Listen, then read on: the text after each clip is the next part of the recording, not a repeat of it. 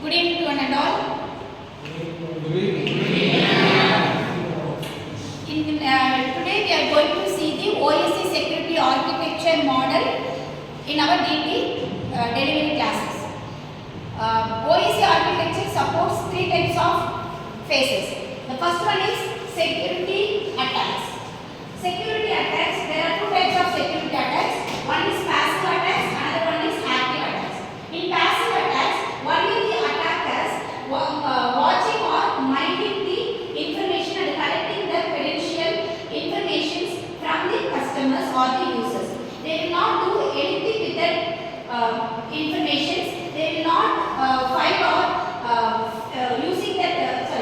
They are not using the information to blackmail the customers, or they are not using the information to get the information, get the goods and the cash from them.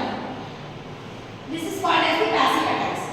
In an active attacks, the attackers stolen the information and changing the data. They are either they are changing or modifying the data, otherwise they are deleting the data. So in passive attacks, we could not able to find the attackers because they are only, it's like a spy. When you are doing something, when we are discussing something, the third persons or the attackers are just watching and collecting the information from them. They will just leak the information, they will not do anything directly. But in active attacks, the attackers change the data, modify the data or delete the data or crash the systems. Okay, these are the two different types of attacks in the security. The second phase is called as the security mechanism. This is nothing but tools and technologies which is used to provide the security. Generally, four types of tools are used. One is encrypted algorithm. The second one is digital signature. Encrypted means converting the original text into cyber text. It will be, it is in the unreadable form. Okay, clear? Encrypted algorithm. The second tool is digital signature. Digital signature, it is used to authenticate the source. From when you are receiving any messages from the sender, the digital signatures identify you are receiving the message from the authentication person only. The third one is access control mechanisms. When you are sending a message or when you are receiving a message, we are setting the access limit. Either you can read or you can write or you can update. Like that we can permit the limitation. Those things called as the access information. The fourth one is steganography. Steganography is the concept of hiding the original message into the covered message. When we are inserting our message into a cover message, like envelope, we are putting some letters. So we can see only the cover. We could not, when we are opening it only, we can see the letter. So before that, we can see only the cover. That is called as the cover object. Inside that, we are putting our original message. After embedding that original message into covered object, the output is called as the stego object. So these are the four tools which is used to provide security. Those things is called as the tools and the technologies. Generally, it is known as the security mechanism.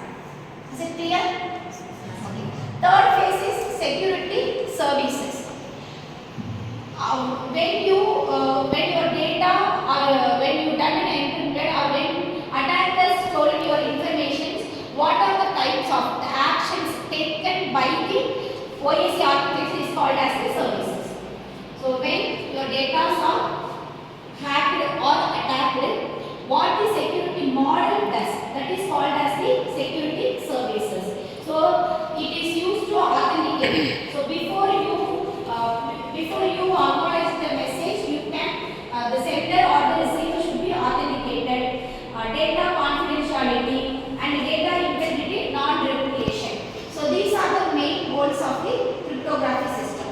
So the first one is authentication. Second one is confidentiality. Third one is data integrity. Data is ensured. This is the original message like that. Confidentiality means the data should not be leaked or accessed by the third party. Authentication means the persons who are sending and receiving are authorized. Fourth one is non-repudiation. Non-repudiation means accountability for transactions. From that person, from X to Y only, the transaction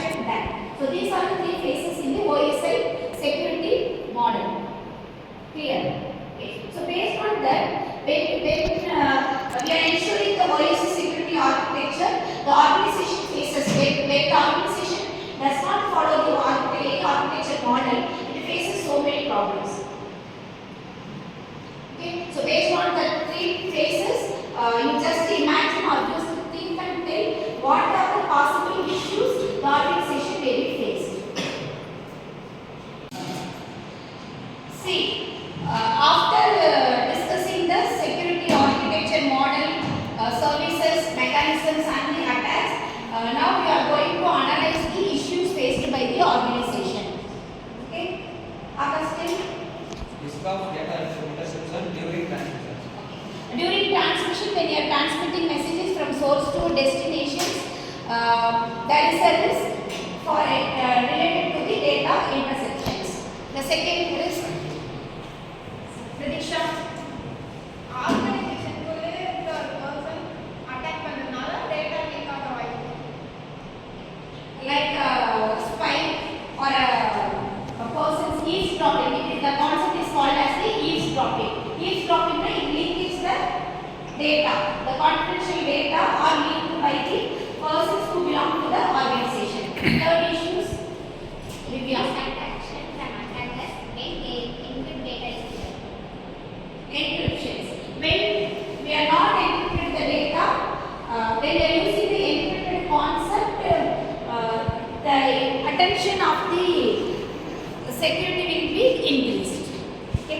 I hope you all understand about the OSI Security Architecture model. Is it? Yes, ma'am. Thank you all. Thank you, ma'am.